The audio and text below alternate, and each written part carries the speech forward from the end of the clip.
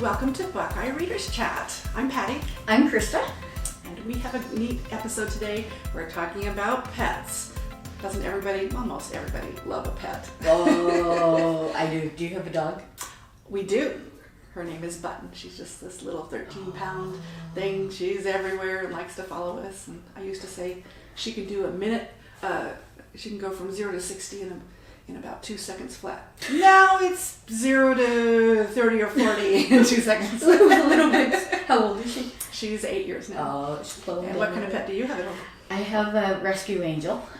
She's Schnauzer mixed. She's all of 8 pounds. She can go pretty quickly. She's very, very lovable. She has this crazy thing that you get in bed and you see the covers moving. She likes sticking up to you. Where's Zoe? And her name's Zoe. Love her to death. Yeah. Our dog, she loves to help us make the bed. So we put this bottom sheet on and she likes to be underneath. And then you see this dog. What's on my bed? Yeah. And there's such comfort in. Have you had any other pets? I have. Growing up, had a number of pets, different dogs. As my adult life, I had one other dog, again, a rescue angel. She was a Beagle Dachshund. She was a typical beagle. She loves to bark and bark and bark. She had a huge heart. Yeah. Our family's had several different ones. When we first got married, we had a budgie parakeet we called Sammy. And that bird would land on my head, on my shoulders, on the baby. That bird was everywhere. And then later we lived in a rental house, and they wouldn't let us have dogs and cats, but caged creatures. So we had a rose-haired tarantula. We had an iguana. Oh. That thing grew. We had a hermit crab. A pet? A pet hermit crab. Did you name them? Yeah, my kids named them. I don't remember all their names. Iggy, of course, iguana. Rosie, the rose-haired tarantula, and others. We had some others, and then it was time to give them away because we had to move. And so the people that took the rose-haired tarantula, the lady had a party and had all of her friends. She told us about it, and they were all having that spider crawl all over them. My son loved to do that too.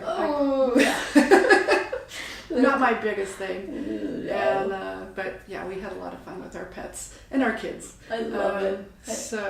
I love it. I see you have some great books, Patty. I do. Pets. All kinds of books with pets. Here is one about cats. I know there's a lot of cat lovers around. Yes. Miranda James writes a great story that's always, and it's a little mystery, and it always involved cats. Rita Mae Brown. She's very popular, and this is Cat of the Century, so she always has some. And I just finished reading this book. It's a little bit of romance. It says something about matchmaking, but the lady's actually matchmaking her dogs to the people. That's important. Why? Because some dogs are crazy, busy, running around. Some are happy to sit on the sofa and do nothing. Yeah. Some are more expensive than other dogs and eat more food. So I think that's important. Anyway, it was a fun read. I really enjoyed it. I'm sorry, I have so many. That's okay. Alex Cava writes a great story about Ryder Creed, and he always has his dog with him, and he really is very protective of his dogs and uses them for helping to find murder mystery problems. And Donna Andrews, she's got the birds. Listen to this title. It's a Christmas one, obviously. The Gift of the Magpie. How pretty. Oh, it's a beautiful illustration. Yeah, Donna Andrews always has a good one. And this one's similar to one of your stories, maybe Doggone It by Spencer Quinn. His dog talks in this story. Do you have anything about dogs talking? I do. I have. This is one of my favorites.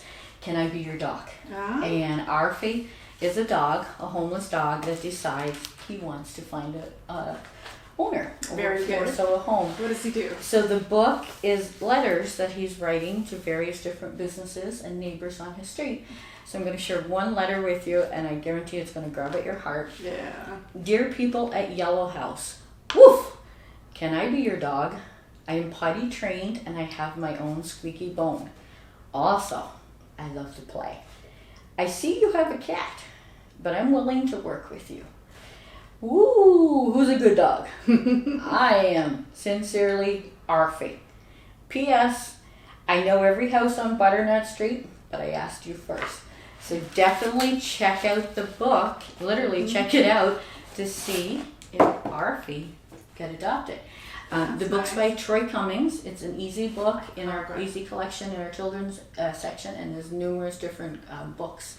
Do you know if you read that to your child or the children are reading to each other for our summer reading program with Maricopa County Reads, you can get points for everybody that's listening as well as reading. Yes. Every minute you read is a point, and it counts for both of you. Read. What else do you have? I have another book. James Patterson has ventured over the last few years into the juvenile section, and it's written by Junior, the dog, and Junior has the opportunity to go on a camping trip.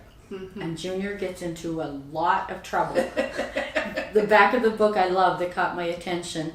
After leaving me behind last time, my person pal is finally taking me on a trip. I, Junior, your best pooch pal, am going to tell you about the most magical place in the world, the woods. I had so much fun getting into trouble. So definitely check out that book and find out what happened to Junior and Arfie. I love it. That sounds like fun. Our pets are really part of us and part of our family, I know, and those stories are great. So summer reading, Maricopa County Reads, and if you're listening to this clear to the end, we have a code. Enter this code for points towards your summer reading program. Where the video is available on Facebook and YouTube. If you're on Facebook, we would love for you to share stories about your pets. And even share pictures if you like. We'd love to hear from you. Thank you so much for joining us today. Thank you, Patty, and we'll see you next time. Bye. Bye-bye.